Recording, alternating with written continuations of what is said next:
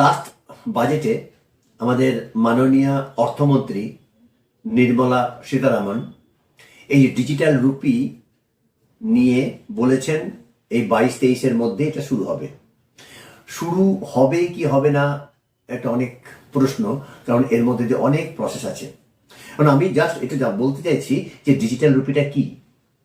Digital rupee আগে আমরা দেখে ফেলেছি ক্রিপ্টোকারেন্সি বলে একটা জিনিস ব্যবহার হচ্ছে, এবং সেটা হচ্ছে পুরোপুরি প্রাইভেট, এবং প্রাইভেট হওয়ার জন্য এটা রিস্ক অনেক বেশি।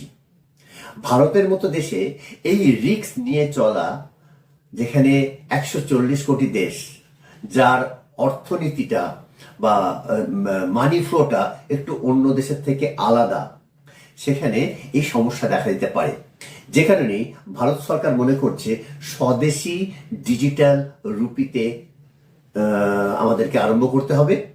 যে কারণে আমরা বলছি ডিজিটাল রুপি। এটা পুরোপুরি কন্ট্রোল করবে আমাদের ব্যাংক, আরবিআই, সেন্ট্রাল ব্যাংক, এবং ডিজিটাল টোকেন আমাদেরকে চালু করতে হবে। পার্থক্য হচ্ছে আমরা যেমন টাকা গুনতে পারি, ডিজিটাল টোকেনটা গুনতে পারবো না হাতে, দেখতে পারবো না টাকাটা হাতে। আর এই প্রসেসটা হতে সময় লাগবে, আজ হোক কাল হোক। এটা ক্রিপ্টোগ্রাফিতে বিটকয়েন না ইথিয়াম কি নিয়ে চালু করবে সেটা এখন প্রসেস বলবে। কিন্তু আমরা এটা জেনে ফেলেছি যে ডিজিটাল রুপি যদি শুরু হয়, চালু হয়, তাহলে অন্য দেশে যেমন ক্রিপ্টোকারেন্সি চলছে, আমাদের দেশে ডিজিটাল রুপি হলে অনেক আমরা সেফ থাকবো, জালিয়াতিটা অনেক কম হতে পারে। এটাই আপনাদেরকে আরো ভালোভাবে জানতে হবে।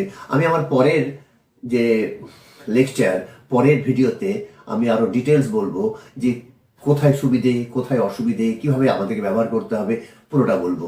নমস্কার বন্ধু, আমি পরের ভিডিওতে আমাকে লক্ষ্য করুন।